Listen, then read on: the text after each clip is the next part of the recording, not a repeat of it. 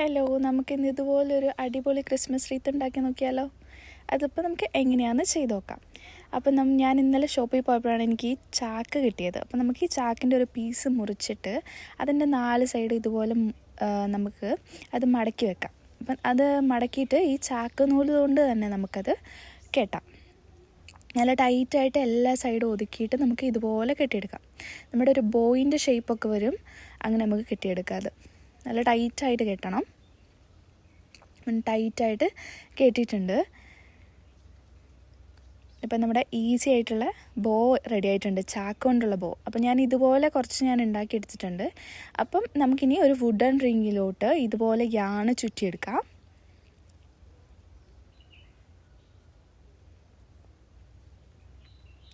അപ്പം ഞാൻ ചുറ്റിയിട്ട് ഇതിൻ്റെ 2 വശവും ഞാൻ ചെറുതായിട്ടൊന്ന് കെട്ടി കൊടുക്കുന്നുണ്ട്. മറ്റേ സൈഡ് നമുക്ക് മുറിച്ച് മാറ്റാം.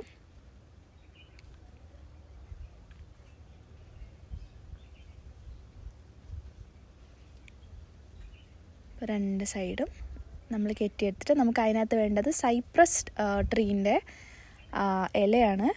സൈപ്രസ്, ഞങ്ങളൊക്കെ ഇവിടെ ക്രിസ്മസ് ട്രീ എന്നാണ് പറയുന്നത്. കാരണം ഞാൻ ഗൂഗിളിൽ സെർച്ച് ചെയ്ത് നോക്കിയപ്പോഴാണ് ഇതിൻ്റെ പേര് സൈപ്രസ് എന്ന് ഞാൻ കേട്ടിട്ടുള്ളത്.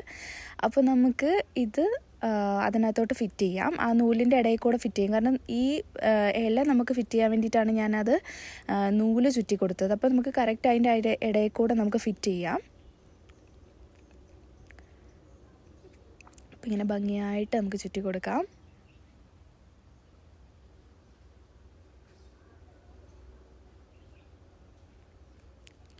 നമുക്ക് അടുത്ത പീസസും അതിനകത്തോട്ട് അഡ്ജസ്റ്റ് ചെയ്ത് വരുന്ന രീതിയിൽ നമുക്ക് ചെയ്ത് കൊടുക്കാം.